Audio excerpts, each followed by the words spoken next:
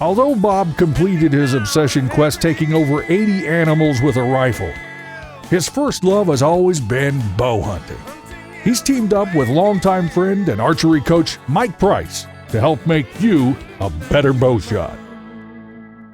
This week's archery lesson is brought to you by Heritage Archery Academy and these great archery sponsors: Hoyt, True Ball, Easton, Limb Saver, Gateway Feathers, and Dirt Nap. Okay, today we're going to talk about stance. We're going to talk about the different attributes that are going to help you hunters be more successful in the woods and in tree stands especially. So the first thing we're going to do is we need to know how to gauge how we're standing or how to set up the stance. And the way we're going to start is first we have to have a reference point to line up our stance or our feet to. If I have a line and I drew a line down from the bullseye to the floor and drew a line all the way back to where the shooter's gonna stand. When I was a kid, I was taught to stand so I was equal to the shooting line. So both toes were on the shooting line. If my heels, hips, and shoulders are aligned, because that's the most natural position as far as my stance. So if I aim the bow at the target, you're gonna see that my arm and string are pretty close.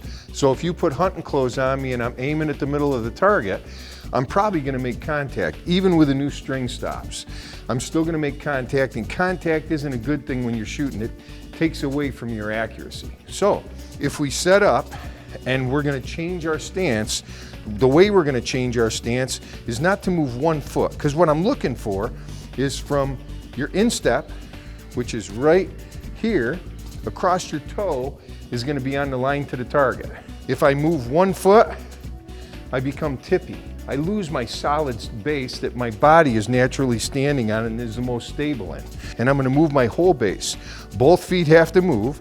My back foot usually becomes parallel to the target, so I have an open stance. My heels, my hips, and my shoulders are in alignment. Now, I point my bow at the target with my heels, hips, and shoulders aligned.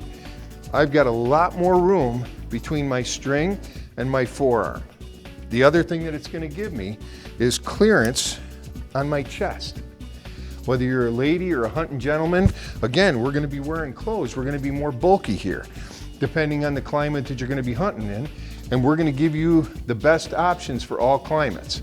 So if I pre-aim my bow and I come to full draw and my draw length is correct, my heels, hips, and shoulders are going to line up. I've got a ton of clearance. If I was to stand incorrectly, my chest moves closer to my strings, which is going to make contact. I don't want to make contact with the bow anywhere that I don't have to, because it's going to take away from your accuracy. The other point that we're going to make when you shoot an open stance, especially for hunting circumstances, is you have more rotational mobility. You can make a shot all the way around the tree stand that you're facing. So I think my deer is going to come from over here. So I'm going to change my stance. My tree stand is now facing this way because I think my deer is going to be over here. And the deer comes in, gets behind a tree. I present the bow to my target, and I come to full draw, and he moves very quickly.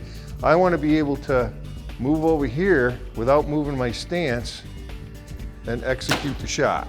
Rotational mobility with an open stance, you're a little shorter in draw length, but you're more compressed, and it gives you the ability to not only shoot the deer over here, but all the way over here. And that should help you guys, especially in a tree stand, with your accuracy.